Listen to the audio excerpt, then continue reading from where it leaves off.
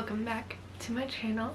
It is May wrap up because it's June. It's not June wrap up. We're not past June yet. June I have a vacation and I'm very excited for. I'm actually pulling up my Shop by M post to see what my wrap up actually was, and we'll go through those. But yeah, here's what I read. We had a wide range. I read poetry slash memoir, I read thriller, mystery. I think like one more falls under like literary thriller, and then one is like more cozy mystery type feel.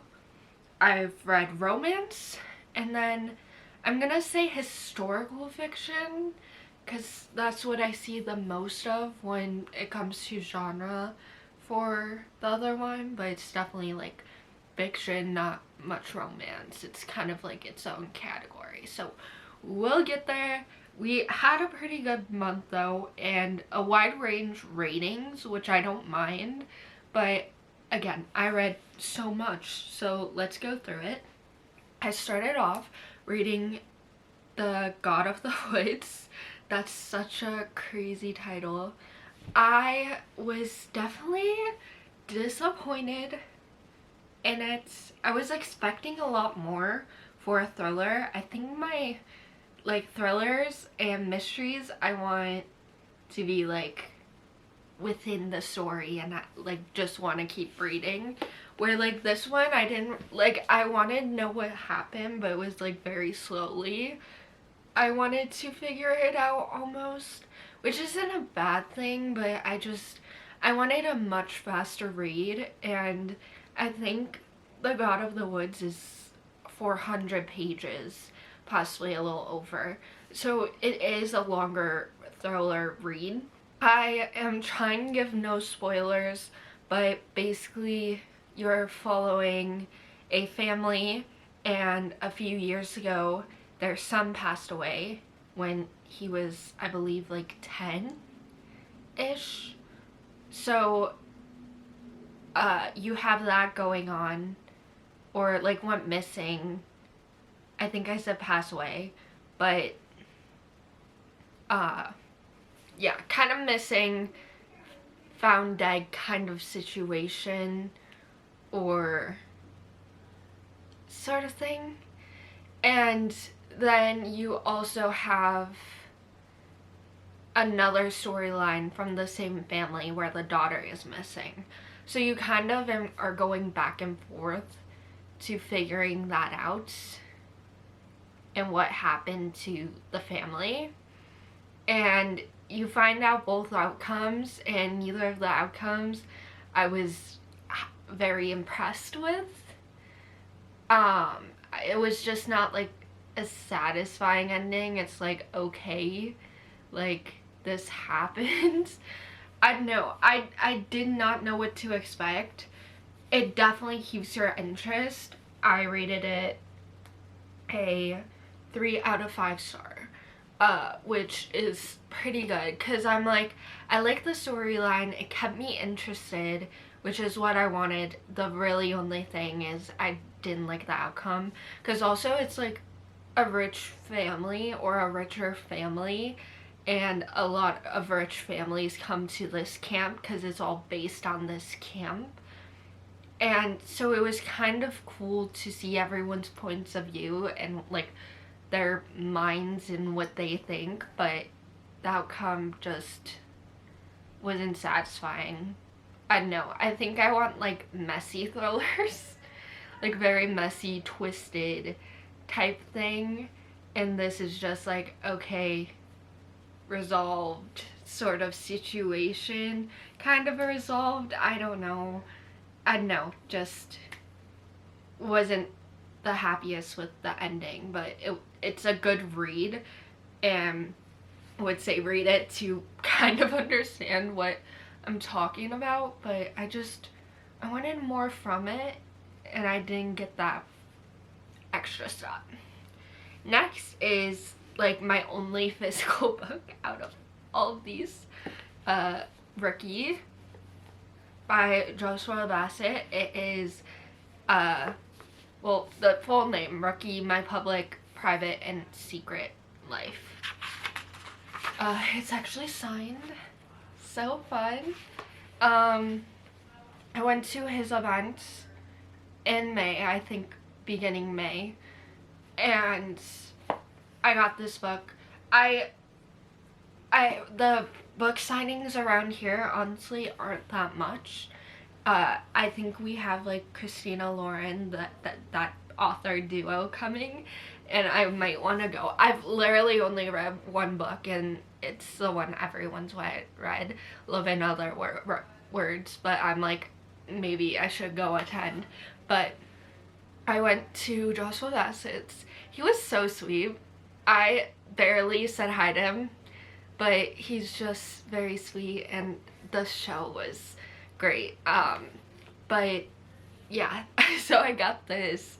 Fun to read someone's life through poems. I am kind of obsessed with that. I'm a big poem person. I actually have like, let's see, I'm counting my poem books. 1, 2, 3, 4, 5, 6, 7, 8. Like 8-ish poem books, and it's probably more because I feel like some are decorations around my house and in other places, so I probably even have a little bit more. But yeah, I'm obsessed with poems, and I love how vulnerable Joshua Bassett is in this book, because we don't see that from a lot of artists, and I really appreciate it because it also helps with like not feeling alone. Like there's someone in the world who's felt something similar, and this is heartbreaking. Definitely read. I was looking for this. I was literally looking for this. Oh my goodness. That just made me so mad. I was looking for this bookmark last night. That's insane. But yeah, I loved seeing it in this way, and he's been through so much. I feel like a lot of people don't follow Joshua Bassett around as much because I know there's so many big Sabrina and Olivia fans, but his story is insane, and I know I'm obsessed with this read. I don't even know what to say. There's so many good poems. It's so truthful in the writing style, and it's so good. You should read it. And it's a quick read. I read this in a day. I read like a few poems when I went to the show, and then the next day binged it. Full on binged it. Binged it front to back. And then, yeah. And there's a few poem books I'd reread. I'd reread this one, and I'd reread any of Franny Arietta's poem books. Those are just really good. And Franny, again, also hers are very vulnerable. I'm looking at them. One of them signed. I think it's her first one I have signed by her. But yeah, hers are very truthful, and like her emotions written on paper, Joshua's emotions written on paper. So yeah, I'm obsessed with poem books. Both of what I just said is good. Either of Franny's are good. Her first one, her second one. I think I like the second one better, but I do remember reading the first one. It's been a long time since I've read the first one, but I like the second one because it talks a lot about mental health. Same with this one. I know I'm comparing the two, I think because I brought it up, but I'm obsessed. I would read this and then The Art of Falling in Love Again. I know for sure. Those two books, poem books, I'd reread 1,000 times because the mental health stuff in there, it's so good read, especially if you're not feeling up. It just kind of helps you get moving, especially like the lighthearted ones, because I think there were a lot of like lighthearted / motivational ones in here also that just kind of made me want to get going, especially with career, because I'm struggling, I feel like, in career right now. So reading about it and reading someone's feelings on their side of it it's so helpful. It's so helpful. So great. Oh, this I rated 5 out of 5 stars. I had to. The next one is The Paris Apartment by Lucy Foley. So this one I would say is more mystery than like thriller. I mean, it's definitely got some thriller aspects, but I feel like it was not a lighter read, but it was a easier read than The God of the Woods. So it's basically a sister goes and visits her brother, and her brother is like missing, gone. We don't know where he's at. And everyone in this building is a part of it. And that is part of the storyline. And again, we're kind of dealing with another richer family sort of thing. And it was messy. I will say it's a little bit messy, but it was really cool. The setting is perfect. For some reason, I was picturing like an apartment building similar to the Emily in Paris one, where it's like one on each floor, because that's what it was. So I was picturing like that complex. I think hers goes, the one in the show goes way higher, so like 5 floors, whatever. This one was so like a shorter, smaller complex. I was kind of going based on my vision of the Emily in Paris one and making it my own, and that's how I picture this house. And I don't know, it was, again, kept my interest the whole time, probably even a little bit more than The God of the Woods. It was just grasped to the story. I'm like, what's going on? This is messy. This is crazy. The audiobook's really good. Specifically, I don't remember the girl's name, but I think it starts with a M. So I found it. The character is Mimi. I felt like her voice in the narration of the audiobook was really good. I was kind of going back and forth between audiobook and reading, going back and forth, but I felt like I saw Mimi from the sound of her voice. I don't know, maybe that's just me. But yeah, that's one I rated a 4 out of 5 star. Because it was definitely better than The God of the Woods. Again, wasn't the greatest ending, but I think I just like the whole story in general to give it a 4 star. I don't know, I think I was interested in like the plot and the characters. You just kind of want to know everything. Very messy sort of situation, and like I said, I kind of like messy, but it wasn't a crazy messy ending. It was, but it wasn't a shocking ending, I guess, per se. That's what I got. I don't know what else to say about it, but it had such like a eerie vibe that was just fun to read along and see what happens next. Because a lot of people are suspicious and you're like, okay, what's going on with these people? What's happening? What's going on? So yeah, it was a fun read. I hate saying like thrillers is a fun read, but the mystery of it is fun. Next book, And Now Back to You by B.K. Borson. I will say I was disappointed coming from First Time Caller. I think if I didn't read First Time Caller at all and read And Now Back to You, it would be such a higher rating. But BK Borson, I think I want to like way more her writing style than I have. I've read First Time Caller, which that's what basically got me into BK Borson. And then I think that's when I tried Limelight, and I didn't like Limelight at all. It was a DNF. Did not finish, put away. I read Good Spirits, which I honestly really enjoyed. And I read this one. This one, I just think Jackson from First Time Caller to this book is a completely different person.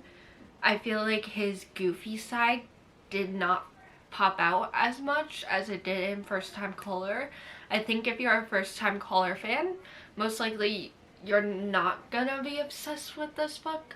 I feel like that's what I've been seeing. And what was kind of fun is Jackson has his two sisters that he's kind of taken over, and their banter between being the big brother and his two sisters is kind of funny. I don't know how many times it was mentioned, but a few times Team Jeremiah and Team Conrad was mentioned, and that was fun to read about. Delilah and Jackson, the news cast, was kind of fun to read about.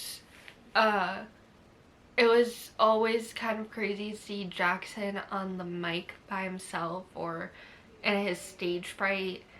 I really did like the family aspects because there was like a whole thing with Delilah and her grandpa also. So the family aspects are really good. And the romance I feel like was definitely a slower burn type situation. Not like a full slow burn, but it doesn't get good to the end. My ring light just turned off. So if the lighting looks different, that's why. I don't feel like getting up and turning it back on though. But yeah, the family aspects were good. I've been talking about this lately, how I love family or friends being brought into the situation. We definitely get, I can't think of their names, but the people from First Time Caller pop up a few times. So it's just fun because like this is also, it feels very small towny even though it's not, because you just get so many characters. And obviously Heartstrings series is coming out with another book. So you just see a bunch of characters come in and out of these stories. You get really connected to those characters, which I really like to see. So yeah, this is a 3.25 out of 5. It's probably so close to 4. I just, again, was really disappointing coming from First Time Caller. So that's kind of my wave. It was just, I was enjoying it. I enjoyed it a lot at the end, I remember. I enjoyed aspects of it, again, like the family aspects, but it's like a wave. I'm like, okay, you're going up, you're going down. And again, coming from First Time Caller, which I was obsessed with, this one's very underwhelming from First Time Caller, but it's still so good. And good yearning, again, especially at the end. And I will say, First Time Caller, I loved the radio segment of it. I loved reading that, and we didn't get much of that in there. I know if I wish there was more for this one. Like First Time Caller, I've always said I wanted more radio. This book, I feel like you can't really do that. Yeah, I don't know, I wanted more from Jackson's character coming from the first book, because Jackson was probably like one of my favorite characters in First Time Caller, so I was really excited.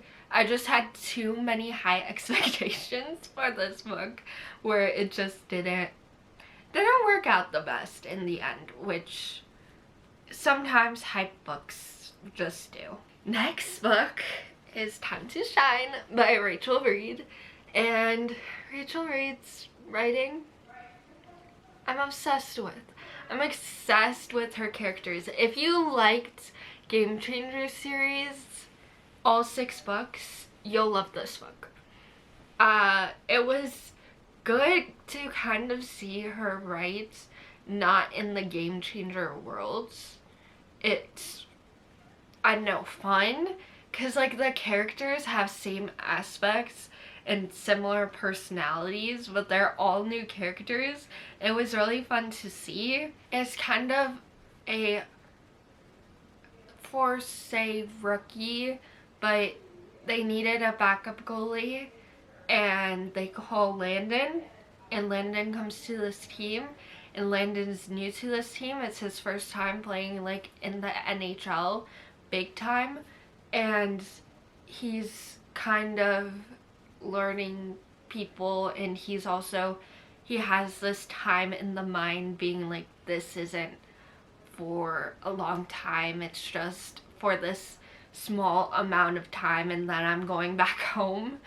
And he learns the people around him, and this is another one where it's kind of like the long game, where you're just obsessed with every single character in the story. Like the whole team's amazing, and it's just one book and you learn these people in the one book, but it's so fun to see it just all come together.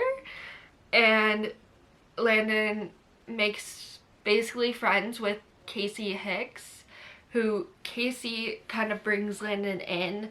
Casey offers him like a home because Landon ended up staying way longer than he thought he would, and then it goes through their romance and them becoming a couple. And this one was definitely a slow burn. Like, you're waiting for them to come together, but it's so, Rachel Reed's writing is so good. I get so like giddy about it, and her books have so much yearning, which I love. I have one more book to read by her, and then I'm done until Unrivaled. But yeah, her characters get me so giddy, and I am just obsessed. I love talking about her characters, and it's just so fun. And I love the hockey aspect of it, because I've literally been watching playoffs, finals, everything since playoffs started. So I'm so happy. Her books get me so happy. I just am obsessed, and it's really good romance, because I'm very picky with romance, so to draw me in like that says a lot. So yeah, 5 stars, of course. Why not? Rachel Reed is the queen, so yeah. And then last book, I'll explain after I finish this book. Carrie Soto is Back was the last book I read in June. And wow, why did I stop reading Taylor Jenkins Reid? It wasn't intentionally, but I read kind of the big ones. I've read Malibu Rising, Daisy Jones, 7 Husbands, and Carrie Soto I've literally been wanting to read since that book came out. I remember promotion for the book. I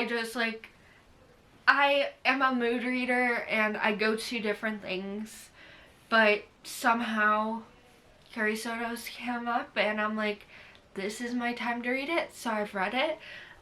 And I read this right after reading a hockey book, but this is tennis. I knew nothing about tennis, barely anything. And then I was basically reading a book about tennis, full on enjoying it. Carrie Soto is just such like a bad bitch character, like in the best way possible. Like, she's so fun to read about because she has such a different view on life than most people. So it's so fun to read her character. It's so fun to read where you read how she grew up till like the now time. It's just so fun and good, and you kind of realize the way she thinks is because of her upbringing and her dad. It's just so cool to read, and then reading the games, it's just so good.